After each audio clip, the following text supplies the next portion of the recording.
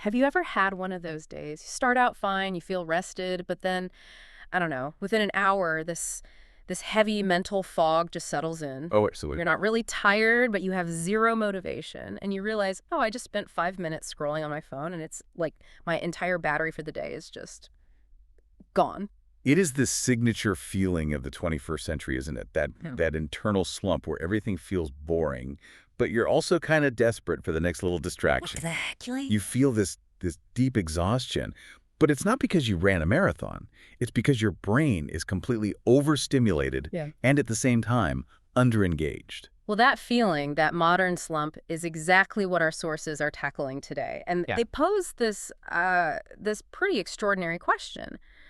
What if the cure for that fog wasn't some week-long digital detox, but just a simple 10-second action? A 10-second fix. Right. The core claim is that you can instantly reset your brain's dopamine system. Just snap yourself right back into focus and motivation and clarity. Okay, so let's unpack this because we've been given sources describing 5 really specific, tiny habits that are supposed to do this.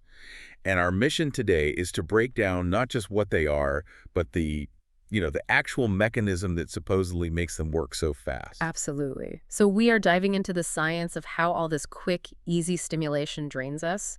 And then we're going to detail these 5 techniques, and we'll build up to the one sources call the ultimate game changer. Right, and to really get the fix, we first have to lay a foundation about the problem. It's something I think most people miss. Right.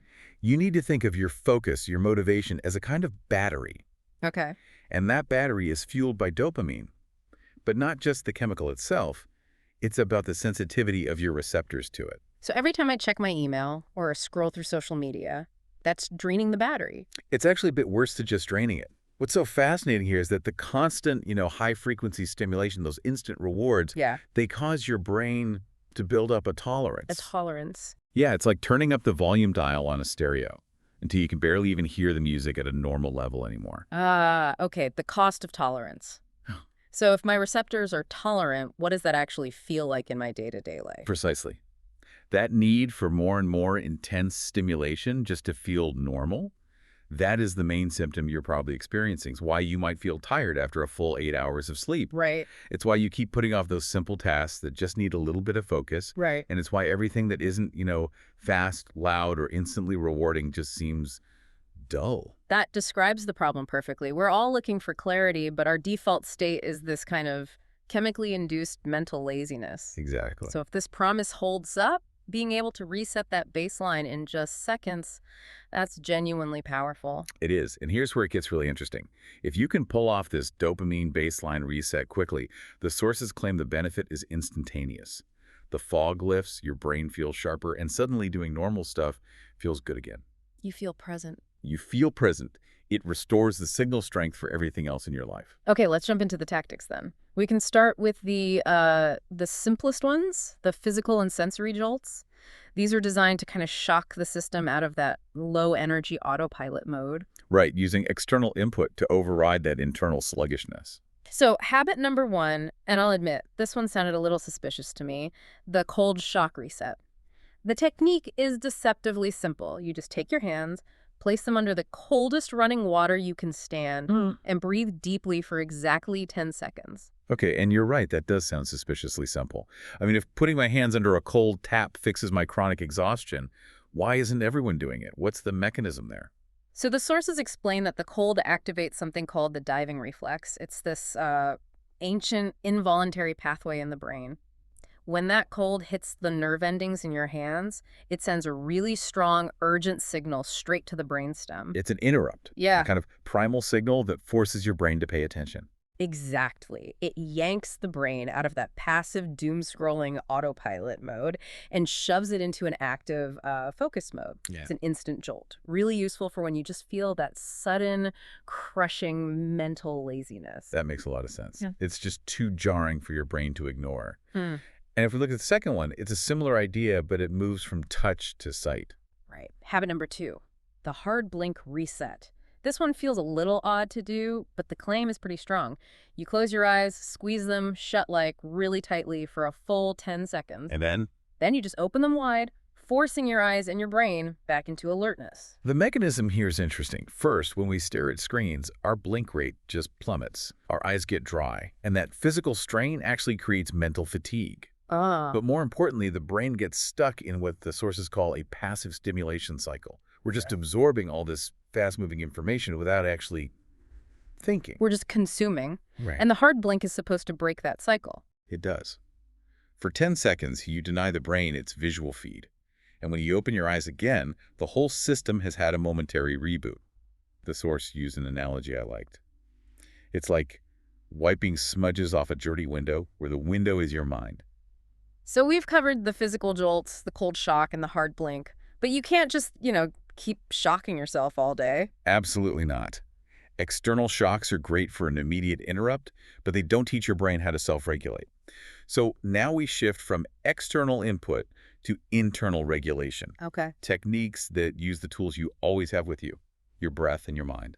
Let's start with a classic, but one that's applied in a very specific 10-second way. Habit number 3, the deep breath reset. Yeah. And the source is really emphatic about this. This is not just any deep breath. It's a very prescribed technique. So what's the pattern? What do we need to do to hit that 10-second sweet spot? The technique is you inhale for 3 seconds, you hold your breath for 3 seconds, and then you exhale slowly for 4 seconds. Just that 3-3-4 pattern. The 4-second exhale. Why? Why does that specific timing matter so much? Why is that supposedly better than just taking a few deep breaths? That longer exhale is the key. That specific timing, especially the longer exhale, it sends a powerful safety signal to your vagus nerve, Okay. which in turn immediately tells your body to lower its stress hormones. So the sources claim this pattern gives you a direct physiological response. It drops cortisol and, crucially, it increases your dopamine sensitivity. Wait, hang on. Why does lowering cortisol increase dopamine sensitivity? What's the link? Well, cortisol, the stress hormone, is basically an antagonist to pleasure and motivation. When you're stressed, your mind is locked in this high alert defensive state. Right, fight or flight. Exactly. So by dropping that cortisol fast, you're essentially taking the emergency brake off your emotional system. And that allows your available dopamine to feel way more potent. That makes so much sense. It's not just a calming tool, it's a chemical reset. It's for when your mind is racing or you feel overwhelmed or anxious. Precisely. It brings you out of that state and into one where focus is actually possible. All right, now for the 4th habit. And when I first read this one, it just seemed completely counterintuitive for, the world we live in. Habit number 4, the 10-second do-nothing reset. This is described as the weirdest one, and I think for good reason. For 10 full seconds, you have to do absolutely nothing. Nothing at all. No movement, no fidgeting, no checking your phone, just total purposeful stillness. Doing nothing. I can just imagine the first 5 seconds of that must feel like absolute torture. It is the entire point. The mechanism is fascinating because for a moment, your brain kind of freaks out. It's searching for that reward it's expecting. Right. But when it gets nothing, it quiets down incredibly fast. Yeah. That stillness violently breaks the overstimulation cycle that we're all stuck in. So it's not about meditation. It's about denying the brain its fix for just a few critical seconds. And that rare moment of silence dramatically speeds up the dopamine baseline reset. The source suggests this is especially powerful right after heavy stimulation, like after you finish a video game or binge watching a show. Okay, so we've built a pretty good toolbox so far. The physical interrupts like the cold shock and hard blink, and the internal regulators like the deep breath and the do-nothing reset. But now we get to the big one. Our sources insist that this next habit moves you from just reacting to your state to actively taking control of it. This is the one they say completely transforms your motivation. This is the skill-based one. It's the most sophisticated of the 5 because it uses your conscious mind, not just a physiological shock. Exactly. We're talking about habit number 5, the dopamine anchor. This is the ultimate reset technique. Here's how it works. When you feel that distracted, tired, unfocused slump coming on, you stop. Okay. And you ask yourself either out loud or just in your head, one simple question. What's the one thing I want to feel right now? And you have to name it specifically, not a task, but an emotional state, like motivated or calm or clear or energized. Exactly. You pick that feeling, you name it, and then for 10 seconds, you just focus on that feeling. You let it become the absolute center of your attention. So what does that actually do? Why does just asking a question and naming a feeling change your brain chemistry so fast? The power is in the mechanism of control. That simple act instantly activates your prefrontal cortex, the PFC. Right? The PFC, often called the CEO of the brain. It's the part that's in charge of executive control, planning, decision-making. It's the adult supervision, basically. Precisely. By asking that question, you are literally pulling the reins back from the reactive, impulsive parts of your brain that just want that easy dopamine hit. You are consciously engaging your higher level control center. So that's the pivotal shift. Instead of your dopamine cravings pulling you around, you start directing the system. You're telling your brain what to focus on. And that's why it's called the dopamine anchor. It anchors your brain to a specific self-chosen emotional target.